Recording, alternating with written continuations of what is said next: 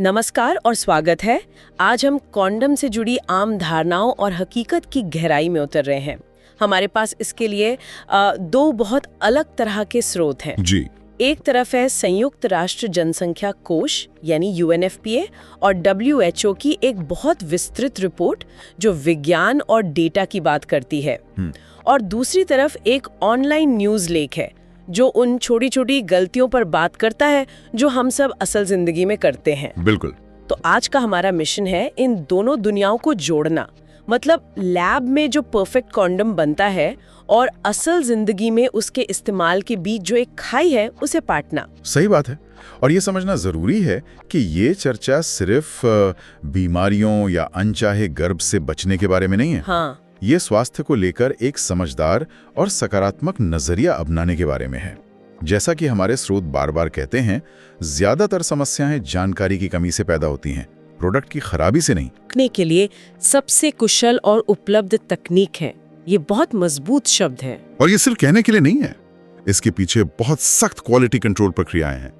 WHO और UNFPA जैसे संगठन ये पक्का करते हैं कि कॉन्डम बनने से लेकर बाजार तक पहुंचने के हर कदम पर उसकी जांच हो। मतलब इससे फैक्ट्री से निकलकर सीधे दुकानों पर नहीं आ जाते, इनकी कोई चेकिंग होती है? हाँ, बहुत कड़ी चेकिंग होती है।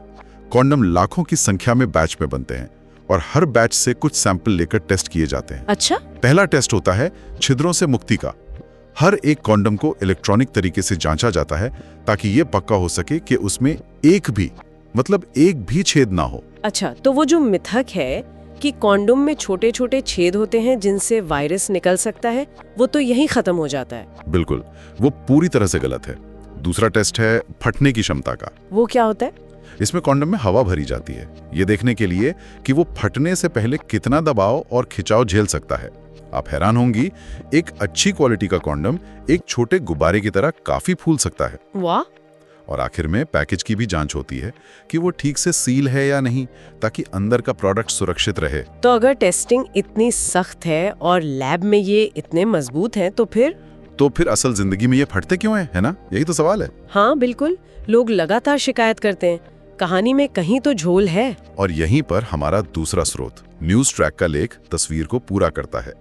वो बताता है कि लगभग 98 से 99% मामलों में समस्या कॉन्डम में नहीं, हमारे इस्तेमाल करने के तरीके में है। अच्छा। तकनीक लगभग परफेक्ट है, पर हमारी आदतें नहीं। तो फिर वो कौन सी आम गलतियां हैं? लेख में 5 बड़ी गलतियों का जिक्र है। पहली और सबसे सीधी सादी गलती है एक्सपायरी डेट को नजरअंदाज करना। ये तो बहुत बेसिक है। हाँ, पर लोग भूल जाते हैं। समय के साथ लेटेक्स कमजोर हो जाता है। ये दूध के पैकेट जैसा ही है, पुराना हो गया तो खराब हो जाएगा। ये तो समझ में आता है। और दूसरा क्या है? दूसरी गलती मुझे बहुत दिलचस्प लगी, पैकेट खोलने का तरीका। बहुत से लोग जल्दी में दांतों या कैंची का इस्तेमाल करते हैं। अरे, ये तो मैंने भी किया है। कभी सोचा ही नहीं कि इससे कोई दिक्कत हो सकती है। और यही गड़बड़ है। दांत या कोई भी नुकीली चीज कॉन्डम पर एक छोटा सा कट या छेद बना सकती है, जो शायद उस वक्त नजर भी ना आए। और फिर इस्तेमाल के दौरान बिल्कुल, वो वहीं से फट जाता है। सही तरीका है कि कॉन्डम को पैकेट के एक तरफ धकेलें और दूसरी तरफ से आराम से फाड़ें। ठीक है। और तीसरी गलती? गलत स्टोरेज। लोग इसे अक्सर वॉलेट या गाड़ी के डैशबोर्ड में रख लेते हैं। हाँ, ये तो बहुत आम है। और गर्मी लेटेक्स की सबसे बड़ी दुश्मन है। वॉलेट शरीर की गर्मी से और गाड़ी का डैशबोर्ड धूप से गर्म रहता है। ये कॉन्डम के लिए एक माइक्रोवेव ओवन की तरह काम करता है, जो लेटेक्स को धीरे धीरे कमजोर कर देता है। तो इन्हें किसी ठंडी और सूखी जगह पे रखना चाहिए? जी हाँ, हमेशा। ठीक है, 3 हो गए। बाकी 2 क्या हैं? चौथा है बहुत ज्यादा घर्षण, मतलब अगर सेक्स के दौरान सही ल्यूब्रिकेशन ना हो। और 5वां है गलत फिटिंग। गलत फिटिंग? हाँ, अगर कॉन्डम बहुत ज्यादा टाइट या छोटा है तो उस पर तनाव बढ़ जाता है और उसके फटने का खतरा भी। UNFPA की रिपोर्ट भी इस बारे में कुछ कहती है ना? हाँ, वो 2 बातें और जोड़ती है। एक, जो लोग पहली बार या कम अनुभवी होते हैं उनसे गलतियां होने की संभावना ज्यादा होती है। ये तो स्वाभाविक है। और दूसरी और शायद सबसे बड़ी गलती, गलत तरह के ल्यूब्रिकेंट का इस्तेमाल। तेल आधारित चीजें जैसे वैसलीन, बेबी ऑयल या बॉडी लोशन, वो लेटेक्स को खराब कर देती हैं। खराब नहीं, घोल देती हैं, वो भी बहुत तेजी से। हमेशा पानी या सिलिकॉन आधारित ल्यूब्रिकेंट का ही इस्तेमाल करना चाहिए। अगर इन सब बातों का ध्यान रखा जाए तो फटने की दर सिर्फ 1 से 2% रह जाती है। ठीक है, तो हमने तकनीकी और व्यवहारिक बातें समझ ली, लेकिन अब आते हैं असली मैदान में। लोगों के दिमाग में क्या चलता है? वो डर और मिथक जो शायद इन व्यवहारिक गलतियों से भी ज्यादा बड़े हैं।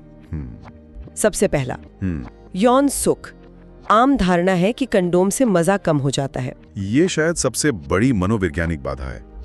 आज के कंडोम इतने पतले होते हैं कि संवेदनशीलता में ज्यादा फर्क नहीं पड़ता। पर लोग तो यही कहते हैं। बिल्कुल, लेकिन रिपोर्ट ये भी बताती है कि कंडोम पहनाने की प्रक्रिया को फोरप्ले का एक कामुक हिस्सा बनाया जा सकता है, जिससे उत्तेजना कम होने के बजाय बढ़ सकती है। मैं समझती हूँ कि ये मनोवैज्ञानिक हो सकता है, लेकिन क्या हम इस बात को नजरअंदाज कर सकते हैं कि बहुत से लोग सच में ये महसूस करते हैं? क्या ये सिर्फ एक बहाना है? नहीं, मतलब ये एक वास्तविक एहसास हो सकता है, पर उसकी वजह अक्सर कॉन्डम नहीं बल्कि उसके इस्तेमाल से जुड़ी झिझक या चिंता होती है। और एक दिलचस्प बात और भी है। क्या? कॉन्डम लिंग के आधार पर एक हल्का कसाव पैदा करता है, जो कुछ मामलों में इरेक्शन को बनाए रखने में मदद भी कर सकता है। इरेक्शन में कमी की वजह ज्यादातर तनाव, थकान या कोई और शारीरिक समस्या होती हैं, कॉन्डोम नहीं। अच्छा। अब कुछ स्वास्थ्य से जुड़ी अजीब धारणाओं की बात करते हैं। मैंने सुना है कि लोग सोचते हैं इससे कैंसर या बांझपन होता है। हाँ। या ये शरीर के अंदर खो सकता है। और एक ये भी कि वीर्य यानी सीमन महिलाओं के लिए फायदेमंद होता है। यहाँ तो हकीकत बिल्कुल उल्टी है। कॉन्डम इन चीजों से बचाता है, इन्हें पैदा नहीं करता। बचाता है? कैसे?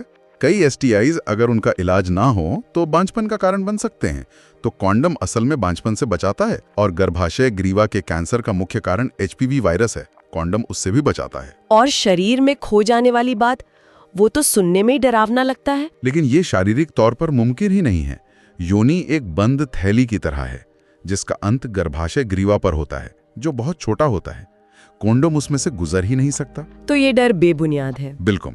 और वीर्य के फायदे वाली बात का कोई वैज्ञानिक आधार नहीं है, बल्कि अगर पुरुष संक्रमित है तो वीर्य एक गंभीर स्वास्थ्य जोखिम बन सकता है। लेकिन लेटेक्स एलर्जी तो असली होती है ना, वो तो एक वास्तविक चिंता है। हाँ, ये एक वास्तविक चिंता है, लेकिन ये बहुत ही कम लोगों में पाई जाती है। और उनके लिए भी बाजार में पॉलीयूरेथेन जैसे सिंथेटिक मटेरियल से बने कॉन्डोम उपलब्ध हैं, तो इसका भी समाधान मौजूद है। ठीक है, अब कुछ सामाजिक और नैतिक मुद्दों पर आते हैं। एक बहुत आम सोच ये है कि अगर स्कूलों में यौन शिक्षा दी जाए या कॉन्डोम का प्रचार किया जाए तो युवा बिगड़ जाएंगे, स्वच्छंदता बढ़ेगी। हाँ, उनमें स्वच्छंदता बढ़ेगी। ये एक बहुत बड़ी गलतफहमी है। WHO और UNAIDS की समीक्षाओं से जो पता चला है वो इसके ठीक विपरीत है। ये तो बिल्कुल उल्टा है जो ज्यादातर लोग सोचते हैं। मतलब जानकारी देने से वे रुकते हैं, न कि और तेजी करते हैं। बिल्कुल। यौन शिक्षा असल में युवाओं को अपनी पहली यौन गतिविधि शुरू करने में देरी करने में मदद करती है, और जब वे सक्रिय होते भी हैं तो वे सुरक्षित तरीके अपनाने की ज्यादा संभावना रखते हैं। तो कॉन्डम की उपलब्धता यौन गतिविधि को नहीं बल्कि यौन सुरक्षा को बढ़ाती है। सही कहा। और रिश्तों में भरोसे वाली बात का क्या, कि अगर कोई कॉन्डम इस्तेमाल करने को कहे तो इसका मतलब है कि वो अपने साथी पर भरोसा नहीं करता। अगर हम इसे बड़े परिप्रेक्ष्य में देखें तो यह अविश्वास का नहीं बल्कि देखभाल और जिम्मेदारी का सबसे बड़ा सबूत है। यह कहने का एक तरीका है कि मुझे तुम्हारी और अपनी सेहत की परवाह है। कोई भी व्यक्ति सालों तक HIV संक्रमित हो सकता है और उसे पता भी नहीं चलता।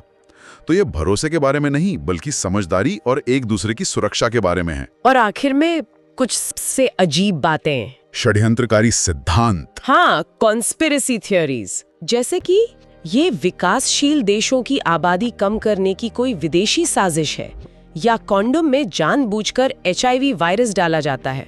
ये बात तो बिल्कुल हवाई है और विज्ञान के हिसाब से मुमकिन ही नहीं है। क्यों नहीं? HIV वायरस शरीर के बाहर, खासकर किसी सूखी सतह पर कुछ सेकंड से ज्यादा जिंदा नहीं रह सकता। उसे किसी कॉन्डोम में रखकर किसी को संक्रमित करना असंभव है। और आबादी कम करने वाली साजिश का क्या? इसके जवाब में हमारे स्रोत थाईलैंड, कंबोडिया और सेनेगल जैसे देशों के ठोस उदाहरण देते हैं। इन देशों ने कॉन्डोम के इस्तेमाल को जमकर बढ़ावा दिया। और नतीजा क्या हुआ? नतीजा, वहां HIV की दर में जबरदस्त गिरावट आई और अनगिनत जानें बचीं।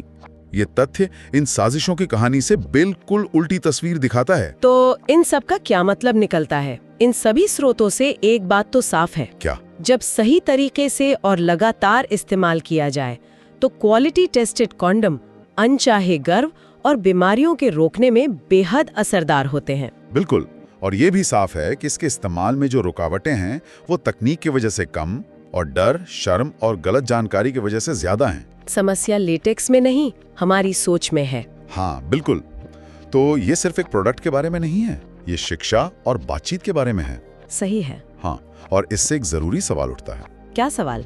स्रोतों में बार बार स्वास्थ्य सलाहकारों और शिक्षकों की भूमिका पर जोर दिया गया है कि वे यौन स्वास्थ्य पर खुलकर और बिना शर्म के बात करें। तो क्या सुरक्षित यौन संबंध में सबसे बड़ी बाधा कंडोम की तकनीक है, या अपने साथियों, अपने बच्चों और अपने समाज के साथ यौन स्वास्थ्य पर ईमानदारी से बात करने में हमारी अपनी झिझक है? इस बातचीत को बदलने के लिए क्या करना होगा? ये एक ऐसा सवाल है जिस पर हम सभी को सोचना चाहिए।